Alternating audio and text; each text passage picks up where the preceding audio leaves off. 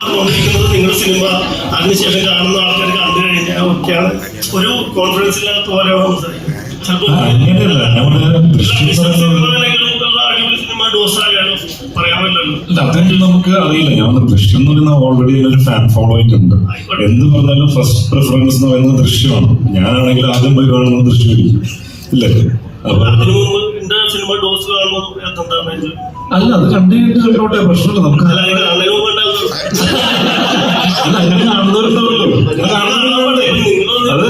സിനിമയുടെ പ്രൊമോഷനാണ് ഞങ്ങളുടെ സിനിമ അധികം കാണുമെന്ന് കോൺഫിഡൻസ് പറയണം. അല്ല, ഞാൻ പറയുന്നത് അത് നമ്മള് ആരായിട്ട് ഒരു പ്രശ്നത്തില് ഞങ്ങളുടെ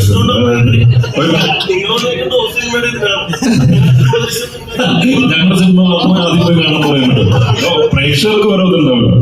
പ്രേക്ഷകർക്ക് ഓരോ ചോയ്സ് ഉണ്ടാവും. അല്ല, ഞാൻ പറയുന്നത് ഇപ്പൊ ഞാനാണെന്നുണ്ടെങ്കിലും എന്റെ ലൈഫിൽ ഞാൻ പഠിച്ചു വന്ന കാര്യം ഞാൻ ഒന്നിനും ഒരാളെ ഫോഴ്സ് ചെയ്യാറുണ്ട്.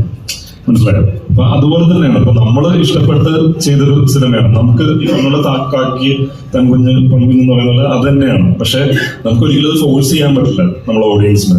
അവര് കണ്ട് ഇഷ്ടപ്പെട്ട് കഴിഞ്ഞാൽ ഇഷ്ടപ്പെട്ടോട്ടെ, അത്രേ പറയാനുള്ളൂ.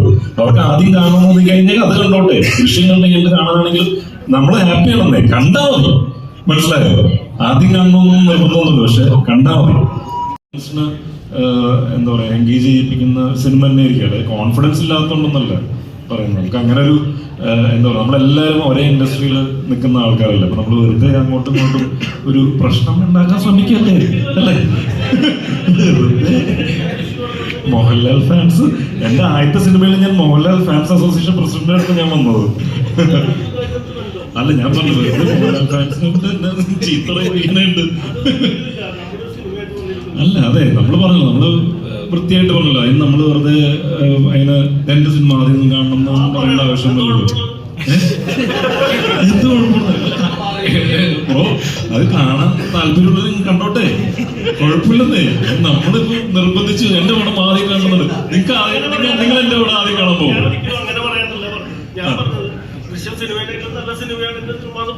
അങ്ങനെ അങ്ങനെ ഒരു സിനിമയെ മോശമാക്കിയിട്ട് അങ്ങനെ ചെയ്യാൻ പാടില്ലല്ലോ. അങ്ങനെ ദൃശ്യം സിനിമയെ അറിയില്ല, ഞാൻ ദൃശ്യം കണ്ടിട്ടില്ല.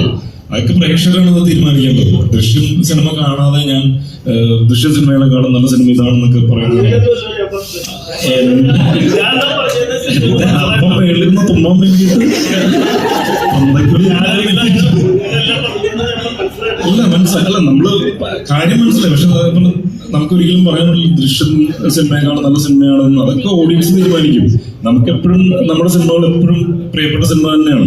അല്ലെങ്കിൽ ആ സിനിമ ഏറ്റവും ഓഡിയൻസ് കാണണം എന്നുള്ള ആഗ്രഹം തന്നെയാണ് നമുക്ക് ഉള്ളത്. പക്ഷെ നമ്മൾ ഒരിക്കലും ഈ പറയുന്ന പോലെ വേറൊരു സിനിമയെ മോശമായി കാണിച്ചിട്ട് അങ്ങനെ ദൃശ്യം സിനിമയെക്കാളും നല്ല ഞങ്ങളുടെ സിനിമ എന്ന് പറയുമ്പോൾ പിന്നെ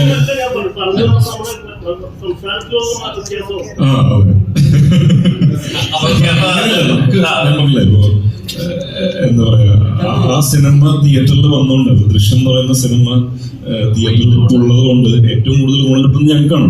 ഇപ്പൊ ഒരു ഓവർഫ്ലോ ഉണ്ടായി കഴിഞ്ഞാൽ തീർച്ചയായിട്ടും നമ്മുടെ സിനിമയും കാണാൻ ഓഡിയൻസ് കയറിപ്പോ ഒരു സിനിമയും തിയേറ്ററിൽ ഇല്ലാതിരിക്കുന്ന സമയത്ത് നമ്മുടെ ഒരു സിനിമ ഇറങ്ങി കഴിഞ്ഞാൽ ചിലപ്പോൾ പറയാൻ പറ്റില്ല, ഓഡിയൻസ് വരാനായിട്ടുള്ള മടിയും കാര്യങ്ങളൊക്കെ ഉണ്ടാവും. ഇത് ഓൾറെഡി തിയേറ്ററിലേക്ക് സിനിമ ഇറങ്ങിയേക്കല്ലേ, അങ്ങനെ ഒരു സിനിമ, ഒരു വലിയ സിനിമ ഇറങ്ങിയാണ്, ഒരു ഫ്രാഞ്ചൈസി ദൃശ്യം എന്ന് പറയുന്ന ഒരു ഫ്രാഞ്ചൈസി മൂവി ഇറങ്ങുകയാണ്. അപ്പൊ അതിന്റെ ഒപ്പം തന്നെ നമ്മുടെ സിനിമ നിൽക്കുമ്പോൾ അതും ഓഡിയൻസ് കാണുന്ന പറയുന്നതിന് സന്തോഷം നമുക്ക് എന്തുള്ളത്, ആ കാര്യങ്ങളിൽ സന്തോഷിക്കാന്നുള്ളത് ഞാൻ ആഗ്രഹിക്കുന്നുള്ളൂ.